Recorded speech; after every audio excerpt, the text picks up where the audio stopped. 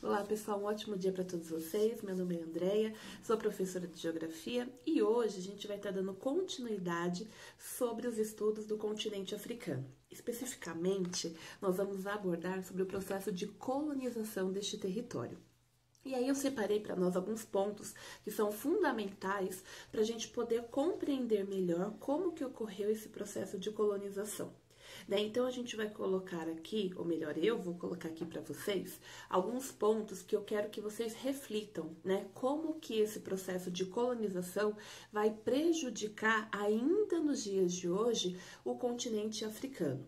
A gente já falou um pouquinho sobre os aspectos físicos dessa região, as principais contribuições deste povo em relação ao continente americano, já que vai ser uma das regiões que mais vai receber a população africana, de forma escravizada. Nas próximas aulas a gente vai estar aprofundando um pouquinho mais sobre essa temática. E aí na última aula eu havia apresentado para vocês um slide que é continuidade, da aula de hoje, que eu coloquei como título África, muitas memórias, várias histórias. Justamente porque a gente vai estar abordando, pelo menos no que eu dividi as nossas aulas, em 4 vídeos, que vão apresentar para vocês, desde este processo da formação do continente africano, assim como pós, o processo de neocolonialismo que vai ocorrer neste território, então essas regiões vão conseguindo a sua independência, e aí depois a gente vai abordar um pouquinho, o apartheid na África do Sul, os principais conflitos que regem essa região, justamente porque a gente precisa compreender como todos esses conflitos, como todo esse processo histórico, que ocorre no continente africano, vai contribuir ou desfavorecer, digamos assim, este território em relação ao seu subdesenvolvimento. Então, a ideia aqui é que vocês, junto comigo, reflitam sobre as principais consequências que vai ocorrer desde o imperialismo, que vai ser colonizado as regiões litorâneas do continente africano, até o segundo momento, que vai ser o neocolonialismo, que a gente já conversou um pouquinho, tá bom? Então, como tema da nossa aula vai ser este: África, muitas memórias, várias histórias, porque o intuito aqui é que a gente aborde todo, essa contextualização que eu estou apresentando para vocês. Então, na última aula, eu havia colocado essas 2 charges aqui, que vai estar mostrando para vocês um pouquinho sobre este processo de colonização do continente africano. E aí a gente tem que entender, como que esse processo vai influenciar no seu subdesenvolvimento. Eu fiz uma pergunta para vocês, justamente porque a gente percebe que as pessoas têm muita dificuldade ainda em interpretar, o continente africano, que foi África é um país ou um continente, justamente porque muitas vezes a gente vê discursos que as pessoas homogeneizam, digamos assim, o continente africano, como se fosse um único país. E, na verdade, são 54 países que vão compor essa região, cada um com a sua forma linguística, lembrando que a gente vai ter uma variação linguística muito grande no continente africano, assim como econômico, como político, como cultural, São várias culturas, são vários povos étnicos que compõem essa região, por isso que a gente não pode falar simplesmente de um país, e sim de um continente com a sua heterogeneidade, enroscou aqui de novo, cultural, social, política, linguística, dessa histórica também desse povo, ok? Então, é importante a gente retomar. A África é um continente, tá bom? Aí eu coloquei aqui para vocês, alguns aspectos importantes, dentre eles, que ele é o 3º maior continente do mundo, com 30 milhões de quilômetro quadrado, e aí a gente vai ter aproximadamente 1 bilhão de pessoas, de habitantes vivendo nessa região. Lembrando que a gente vai ter vários grupos étnicos que vai compor essa região também, por conta da sua colonização, que é uma colonização de exploração. Essa região vai ser subdesenvolvida. É claro que a gente vai ter algumas regiões industrializadas no continente, só que o grande ponto econômico dessa região, o que gera dinheiro, capital para essa região, é a agricultura ainda, ou a mineração, principalmente de petróleo, diamante e afins, ok? Então são pontos importantes que a gente não pode deixar de tomar aqui. Aí eu coloquei aqui para vocês, né? E aí eu faço essa pergunta para quem está assistindo agora. Como que vocês acham que ocorreu esse processo de colonização do continente africano? Foi algo, né, pacífico? Foi algo planejado? Teve, né, atritos? Como que vocês acham que ocorreu esse processo de colonização do continente africano? Escrevam aí para mim, né, os meus alunos coloquem aí no caderno para depois a gente, nas nossas aulas do Meet também, a gente tá conversando um pouquinho, tá bom? Então, pessoal, conforme eu mostrei para vocês na última aula, a gente vai ter dois momentos que vai refletir, né, esse processo de colonização do continente africano. Primeiro momento, a gente vai falar que é mercantilismo, né, então esse período mercantilista, do qual essa região vai ser colonizada principalmente na parte litorânea do continente africano. Eu havia colocado para vocês um mapa, né, vou estar mostrando aqui o mapa, que mostra o trajeto que a gente vai ter dos países europeus sentido América, né, que era o Novo Mundo, e no sentido para as Índias. E aí, a África, principalmente essa região litorânea, é onde nós vamos ter, então, essa parada estratégica, né, muitas vezes para o tráfico negreiro.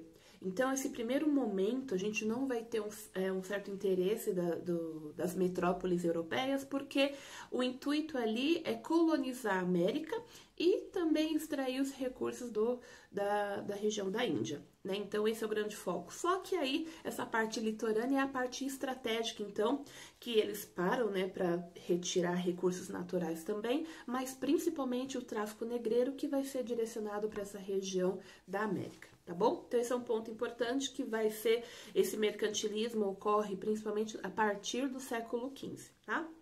E aí nós vamos ter essa expansão marítima comercial, como eu falei para vocês, e esses entrepostos comerciais seria isso, né? Essa parada estratégica que eles vão ali meio que abastecer para poder seguir viagem, tá bom? Outro ponto que eu coloquei para vocês é esse processo de escravização. Lembrando que quando a gente fala em colonialismo, e aí tem um artigo, deixa eu pegar o nome aqui que eu esqueci agora, que é assim, ó, Descolonização e Racismo, Atualidade e Crítica. E aí esse artigo, eu acho ele muito interessante porque ele vai colocar alguns aspectos em relação à diferença de colonialismo e neocolonialismo. Então, quando ele subentende, né, quando ele apresenta o termo colonialismo, o autor vai estar falando que o colonialismo era, né, o grande intuito dele, que ele vai chamar de velho colonialismo, estava baseado no capital mercantil, né? Então, ele queria os recursos para poder suprir as metrópoles, né? Como ouro, como cobre, alumínio e principalmente a população, né? Nesse caso aqui africana, para a escravização. Então, a gente vai ter aí o ser humano como mercadoria. Justamente porque a gente vai ter vários estudos aí que a própria igreja vai dizer que, né, a população africana não era considerada humana, não tinha alma, né, eram primitivos e afins. Então, era uma forma que eles tinham também para poder escravizar essa população, né? Então, meio que eles tinham o alvará da igreja católica, não só dela, mas de outros órgãos afins, que vai dizer que pode-se, né, escravizar essa população. Então, a gente tem esse impacto aí, né, em relação ao ser humano como mercadoria. E aí, esse imperialismo, né, que a gente vai ter a independência das colônias americanas como uma das consequências, que a gente também vai chamar de neocolonialismo, e aí eu vou pegar, né, entre parênteses, vou pegar de novo esse artigo que eu achei muito interessante, a forma como ele vai abordar o neocolonialismo, que quando a gente fala em neocolonialismo, a gente está falando do quê? Né, que essa concorrência política e econômica, né, dessas grandes metrópoles aí, entre, na busca de matérias-primas e mercados de consumo. Justamente porque a gente vai ter um ponto importante aí, que é o quê? A Revolução Industrial. Então, a Revolução Industrial vai contribuir para que para que esses países, essas grandes metrópoles como Inglaterra, França, que já vai estar passando o seu processo também de segunda Revolução Industrial, né? Lembrando que a primeira revolução, o foco é a Inglaterra, e aí depois nesse período, né? E aí quando a gente fala em neocolonialismo, a gente está falando finalzinho do século XIX e início do século XX.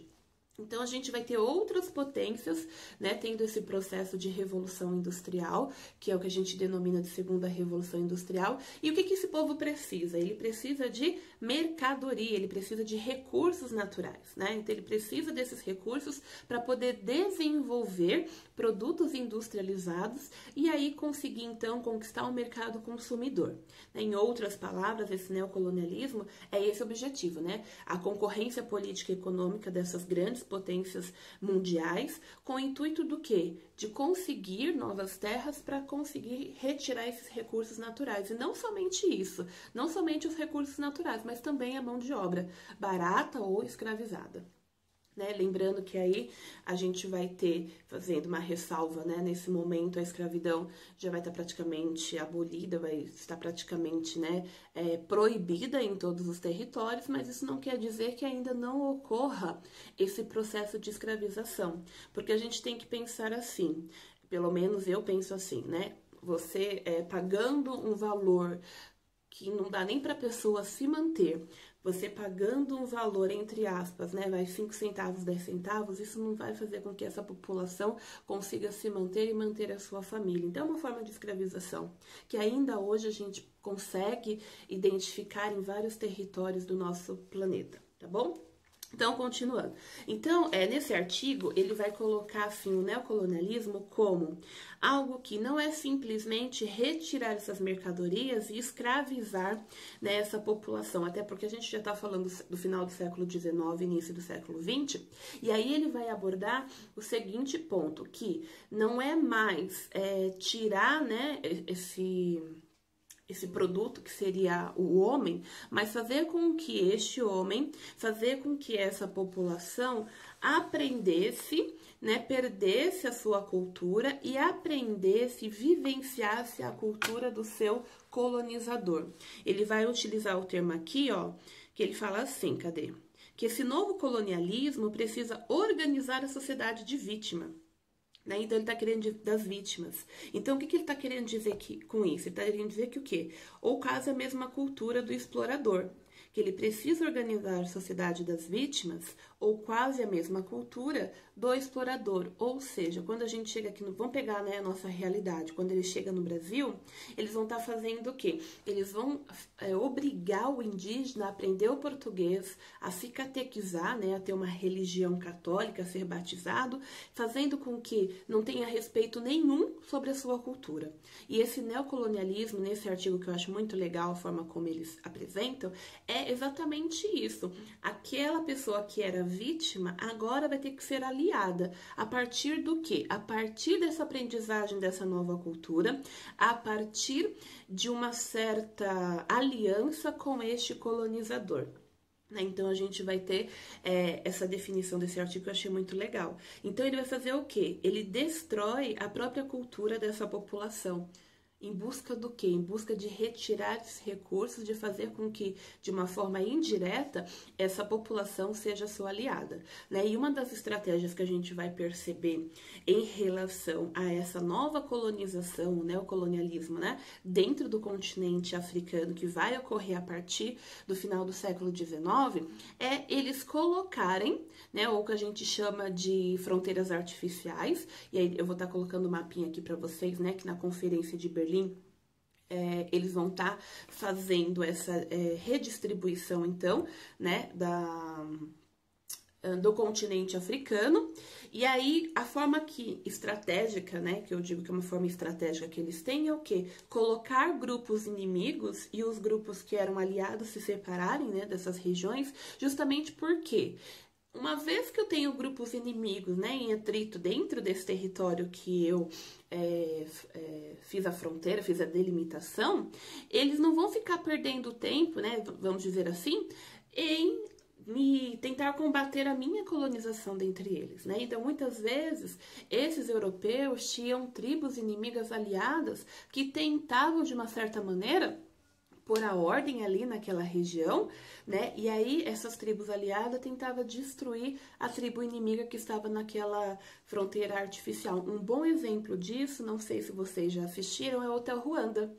né, que vai apresentar muito bem essa colonização que vai ocorrer, né, dos belgas ali, e aí eles colocam os Tutsis e Hutus, né, no mesmo território, que são inimigos, enquanto tá tendo esse processo de colonização, os Tutsis, né, que nesse caso são os aliados, então, desses belgas, e aí quando essa região consegue essa independência, os Hutus vão contra, então, né, toda essa forma de perseguição que eles sofreram no processo de colonização, e agora eles começam a perseguir o Tutsi, né? Então, quem nunca assistiu Hotel Ruanda, eu aconselho aqui que vocês assistam, porque ele vai representar lindamente, né, ou terrivelmente, a forma como foi estratégico essa colonização, então, do continente africano. Então, pontos importantes que eu já falei para vocês. Então, o primeiro momento é esse mercantilismo, né, que a gente vai ter aí só a retirada dos recursos naturais e não só, né, mas é muita coisa,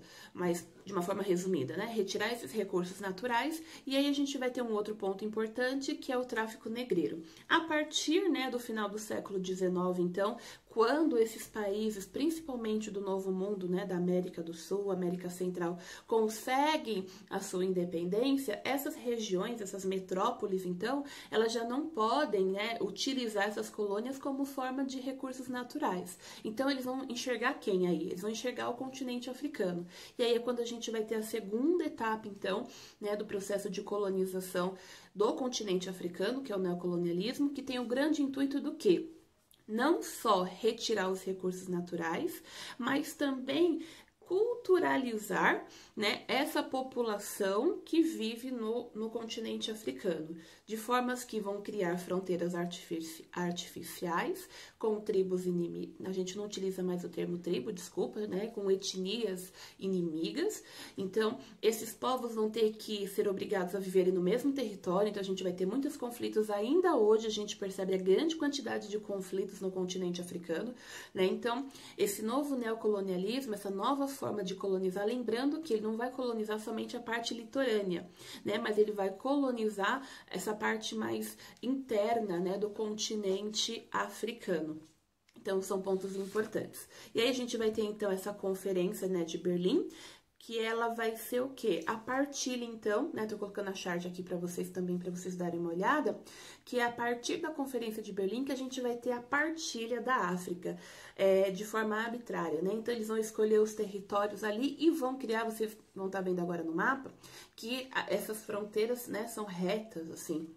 Então, isso daí, eles traçam, então, essa divisão, lembrando que a gente vai ter a Inglaterra, né, nesse caso, tendo uma maior partilha aí do continente africano, e os outros países também vão ter a sua pequena parcela, né, nesse processo de colonização.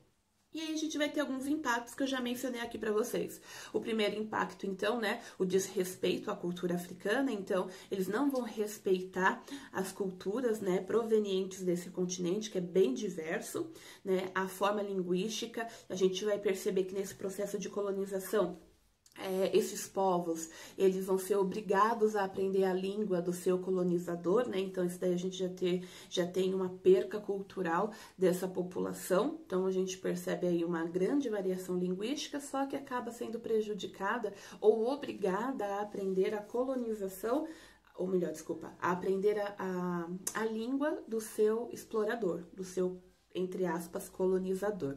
Um outro ponto importante é que eles também não vão respeitar os conflitos étnicos dessas regiões, e aí eles vão colocar grupos inimigos, né, populações inimigas dentro do mesmo território.